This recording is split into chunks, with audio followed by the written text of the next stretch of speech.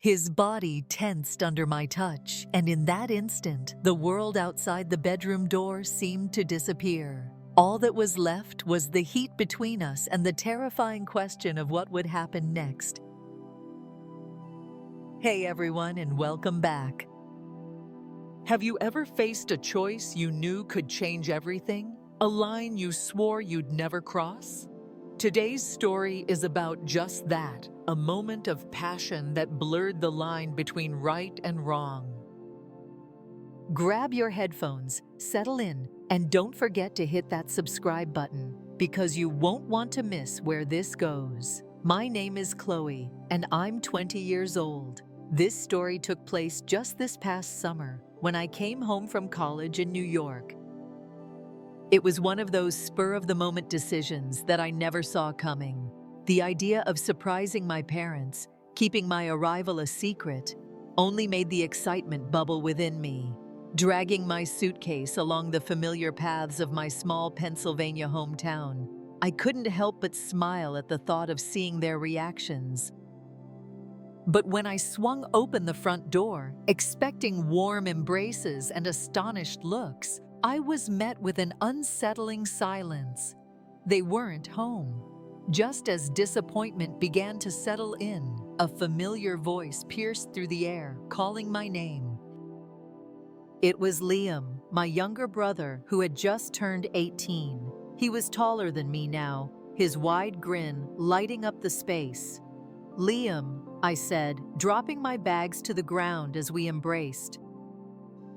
The hug was effortless, a simple exchange, but something lingered in the back of my mind, the realization of how much more mature he seemed now. Once the lanky boy I used to tease, he now stood before me with a newfound confidence. His shoulders had broadened, and his face was more defined. He was no longer the boy I'd left behind for college. Once Liam left, I closed the door behind him and let out a deep, heavy sigh. The stillness of the house settled in around me, but with it came a sense of profound peace. I had finally returned to where I belonged. After a long journey from the city, navigating crowded buses and chaotic train stations, I was desperate to shed the exhaustion that clung to me.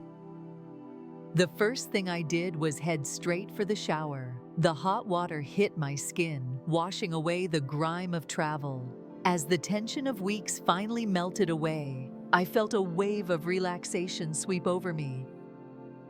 The semester had been difficult, filled with assignments, looming deadlines, and the frantic pace of the city. But here I was, under the soothing cascade of water, letting my shoulders relax, finally releasing a breath I didn't even know I'd been holding. Afterward, I slipped into something comfortable but effortlessly charming. I padded barefoot to my room, gently pushing the door open. The familiar scent of my space wrapped around me, and the comforting embrace of the room felt like a warm hug. My posters still clung to the walls, and the bed was neatly arranged, adorned with my favorite patterned sheets.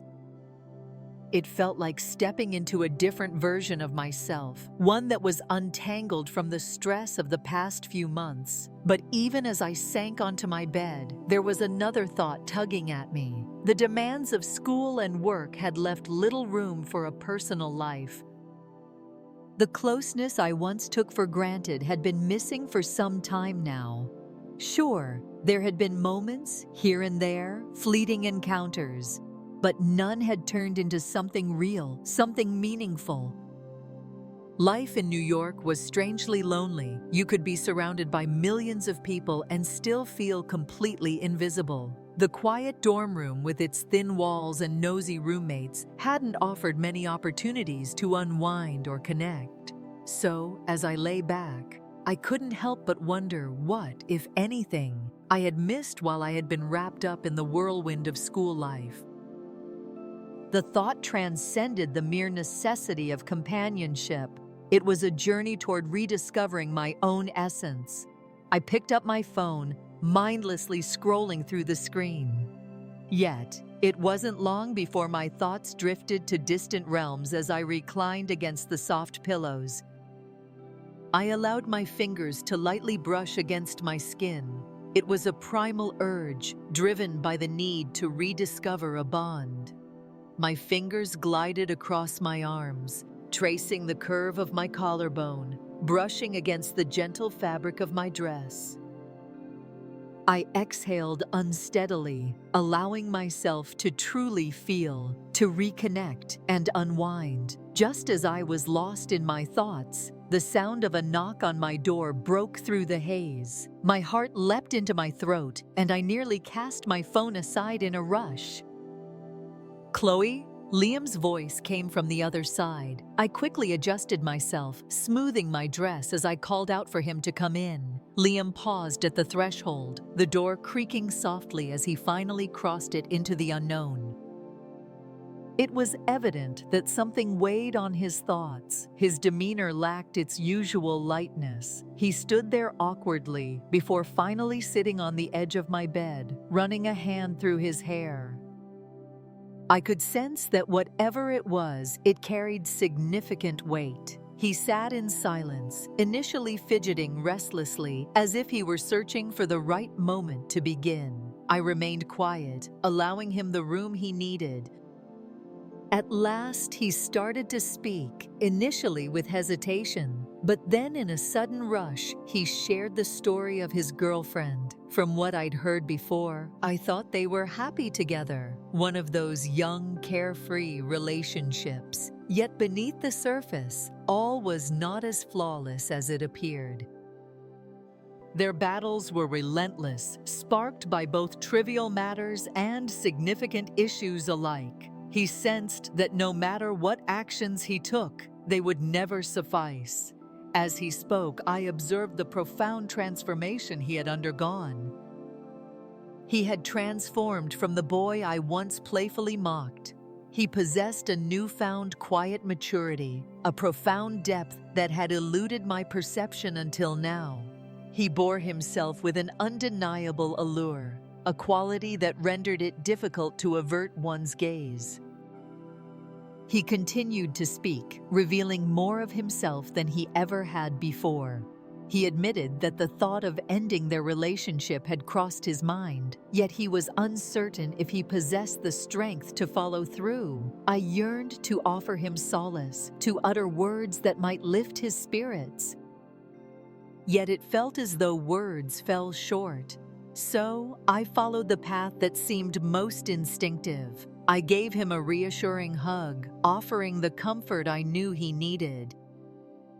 It was not merely a hug born of courtesy or routine. It was a way of saying without words that I understood, that I was there for him. As we sat there, my arms around him, something shifted in the air. I don't know if it was the way he relaxed into me or the warmth of his presence, but suddenly I was hyper-aware of him, of the way his hair brushed against my cheek, of the faint scent of his cologne, of the way his breathing slowed as he calmed down. I hesitated for a moment, then softly asked, "Is this okay?" His hair was soft under my fingers, and I found myself tracing the line of his jaw, then down to his neck. It was an innocent gesture, but it felt charged. His body seemed to melt further beneath my touch, leaning into it just a fraction more. My thoughts were a whirlwind, caught in a struggle between my current actions and the path I ought to pursue. Why did I persist, refusing to retreat? Perhaps it was the manner in which he anchored my spirit, or perhaps it was merely the surge of feelings that accompanied the moment. Whatever it was, I found myself unable to halt my actions. It's as if the choice slipped from my grasp. Yet there came a moment when I grasped his hand, guiding it gently to rest upon my leg.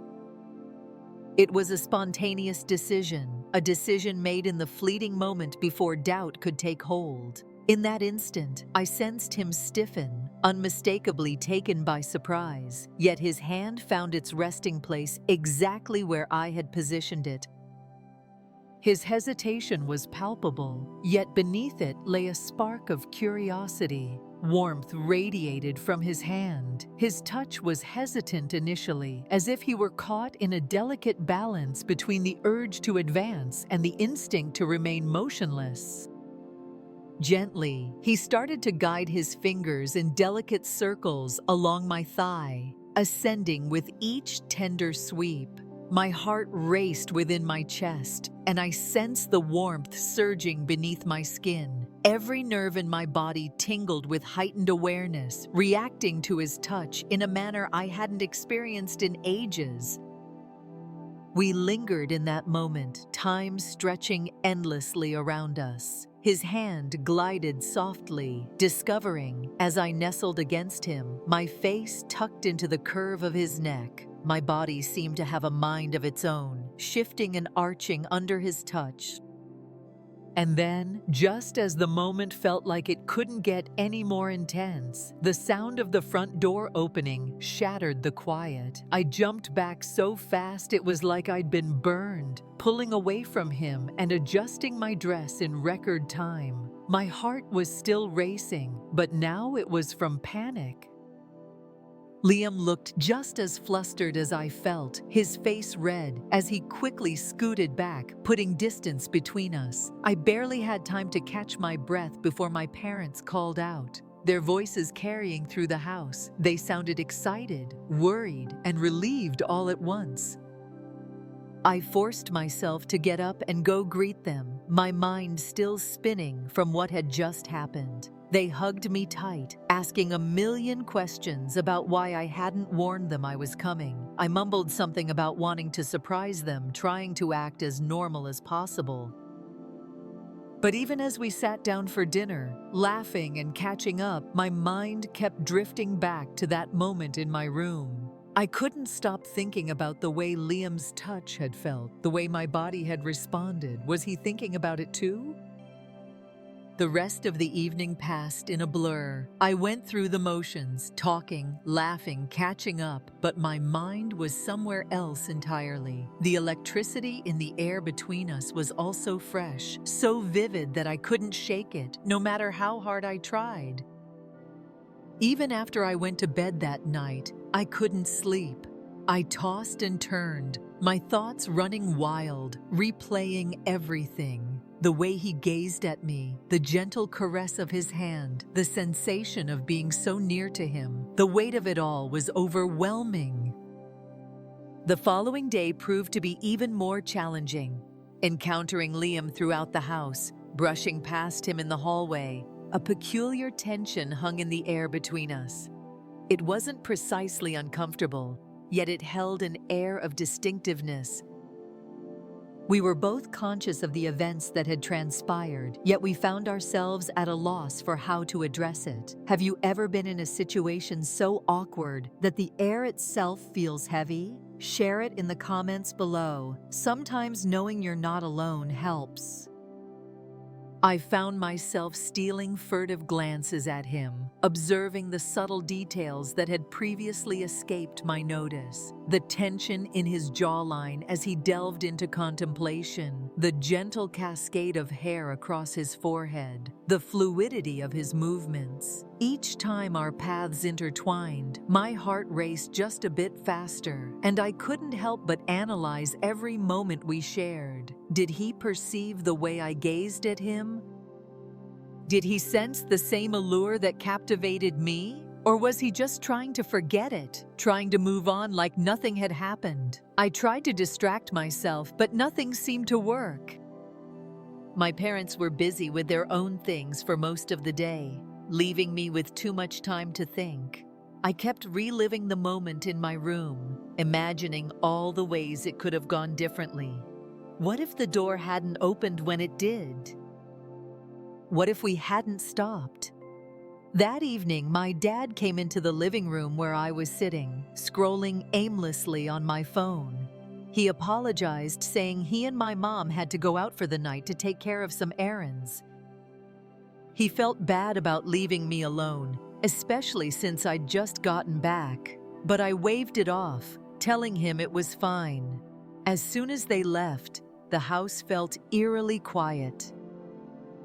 It was just me and Liam, and the silence seemed to amplify every little noise. The stillness only made it worse, giving my mind free rein to wander back to the way his hand had felt on my leg, the way I'd felt when we were that close. I don't know when the idea first formed in my head, but once it was there, it was impossible to ignore. I tried to talk myself out of it, tried to reason with myself, but the pull was too strong. The memory of yesterday was too fresh, too vivid, and the curiosity of what could happen if I didn't stop myself this time was too tempting. It was late by the time I finally made up my mind. The house was dark and quiet, and I could hear the faint sound of Liam's breathing through the thin walls. My heart raced as I approached his room, my bare feet gliding quietly over the hardwood floor. As I pushed the door, my gaze fell upon him, sprawled on his side, his back turned toward me. He looked peaceful, his breathing slow and steady in the soft glow of the nightlight. For a moment, I just stood there watching him, trying to decide if I was really going to go through with this. But then I found myself moving, my feet carrying me to his bed before I could talk myself out of it. I slid in beside him, careful not to wake him. The mattress creaked softly beneath me, and the gentle heat of his presence enveloped me. I found myself compelled to extend my hand, fingertips brushing against his arm, gently, as if to gauge the atmosphere between us. It wasn't long before he stirred, his breathing changing as he started to wake. He turned onto his back, eyes fluttering open in bewilderment as he recognized my presence. I could see the surprise in his expression, the way his eyes widened as he took in the situation. I denied him the opportunity to voice his inquiries or objections. I extended my hand, leading his to my leg, just as I had done the previous day. He paused briefly, his muscles tightening beneath my fingers. But then he relaxed, letting me lead. The ensuing moments unfolded in a haze. My senses honed in on everything around me. The warmth of his hand, the way his fingers moved, tentatively at first, then with more confidence as he got comfortable. My heart raced, my skin tingled, and I felt completely lost in the moment. There was a vulnerability to it, a rawness that made everything feel so real. What mattered was the connection, the way we seemed to understand each other without words, the way our bodies moved together in this unspoken rhythm. In a way I couldn't explain, it was like we'd crossed some invisible line, and there was no going back now. I shifted toward him, closing the space between us in what felt like slow motion. I nudged him softly, yet decisively, my hands resting on his shoulders as I guided him back until he reclined beneath me. I positioned myself atop him, straddling his hips, and the sensation of being there, elevated above him, with every inch of our bodies so intimately close, was nearly overwhelming. The kiss deepened, evolving into a slower, more intentional embrace. I sensed his hands grip my waist a bit more firmly, a silent indication of his effort to steady himself, as if the weight of the moment was nearly overwhelming. I was fully taking over, setting the pace, controlling the rhythm, and it felt so good to let myself have that power, that control. There was something incredibly intimate about being on top of him, feeling his heartbeat against me, his hands holding me like he didn't want me to stop. Our breathing grew heavier, syncing with the movement of our lips. Occasionally, I would draw back just enough to observe him, his eyes half closed, his lips a touch swollen from our kiss, his chest rising and falling as if he struggled to regain his breath. It was one of the most exquisite sights I had ever encountered. His hands began to wander, gliding up my back and then down to my thighs, but there was no urgency or aggression in his touch. It felt as though he was allowing me to take the lead, placing his trust in me to establish the rhythm, which only intensified my desire for him. And then, just as the temperature began to rise, reality crashed down upon us with the force of a brick wall. As I bent closer and pressed my lips to his once more, I knew this was the moment, the culmination of everything that had led to this point. I took a brief pause, my voice low yet intentional, and inquired, "Do you have anything?" The expression on his face was truly remarkable. Initially, there was a swirl of confusion, as if he struggled to grasp my meaning, soon giving way to a gradual awakening of understanding. Then he gave me a sheepish smile, his cheeks turning the faintest shade of red. No, I don't."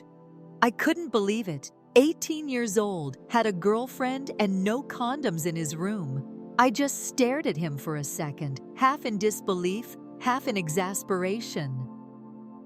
"Come on, how do you not have anything?" I let out a frustrated laugh, shaking my head. The thing was, I didn't want to stop. I couldn't stop. I wanted him too much, and so I decided to shift gears. If he wasn't ready, fine. I'd make sure he still remembered this night for the rest of his life. I slid down a little, my body trailing against his as I moved from his hips to his thighs. The way his breath hitched as I adjusted myself gave me a spark of confidence. As I nestled between his legs, I gazed up at him, my fingers lightly grazing his knees before gliding up the contours of his thighs. His whole body tightened as if he were preparing to withstand whatever lay ahead. I couldn't help but smile as I kissed him again, lower this time, feeling the tension in his body build with every move I made. His body was so responsive, and I loved it. I loved knowing that I could do this to him, that I could pull these reactions out of him just by being close, just by touching him in the right way. It was intoxicating watching him come undone like this, knowing I was the one making it happen. As I kept going, I could feel him relax more, his body melting into the mattress as he released the tension that had gripped him. At first, it was a mere suggestion, his hips moving with a gentle sway, his hands eventually returning to my shoulders, as if seeking a tether to ground him. The rhythm of his breath, the soft murmurs escaping his lips only ignited my resolve even more. I adored his sensitivity, how each small action of mine seemed to magnify his response. When it was over, I felt this strange mix of emotions. The adrenaline had worn off, but the buzz in my chest was still there. I slowly stood up from the bed, feeling the weight of the situation sink in. A fragment of my being remained ensnared in the overwhelming intensity of it all, in the vividness of life that had surged through me in that instant. Yet as I stood there in the stillness, uncertainty began to creep in. I stole a look at him, still sprawled out. His chest was gently rising and falling as he regained his breath. His eyes were shut, yet he appeared serene, satisfied. I cleared my throat, trying to shake off the tension. "So," I said, trying to sound casual, even though my mind was racing, "you're not a virgin, right?" He opened his eyes at the question, looking up at me with a mix of confusion and curiosity. But then, in that moment, he nodded with unwavering certainty. "No," he said quietly, his voice gentle yet unwavering. I arched an eyebrow, scrutinizing him intently. A small wave of disbelief washed over me. I had been grappling with the events that had just unfolded, and now this new twist emerged. I refrained from saying anything further. With a deliberate turn, I exited the room, my pace measured as I sought to collect my scattered thoughts. I pressed my back against the cool wall of the hallway, shutting my eyes tightly as I sought to navigate the surge of tension coursing through me. The guilt was eating at me, but the rest of me felt alive. I couldn't deny that part of me wanted to feel that again. It felt amiss, yet undeniably perfect in ways that eluded my understanding. It felt as though my body had seized control, as if every part of me yearned to plunge into that moment and release all thoughts of the aftermath. Perhaps the intensity of it all was what rendered the experience so remarkable, so distinct from anything I had ever known with another soul. I had never experienced such a unique energy with any other guy. It possessed a certain rawness, a visceral quality, leaving me uncertain of its moral standing. At last, I made my way back to the room, my heart pounding, grappling with a whirlwind of conflicting emotions. Yet one certainty lingered in my mind. Tonight would remain etched in my memory, regardless of my choices or the emotions that ultimately surfaced. In that moment, I found myself pondering the question, is this truly the right course of action? Surely, I couldn't be the only one who had experienced this feeling, could I? This story is incredibly complex. What do you think? Are some lines never meant to be crossed, no matter how intense the feelings are? Let me know your thoughts in the comments. Thanks for listening, and remember to like and subscribe so you don't miss more hidden stories.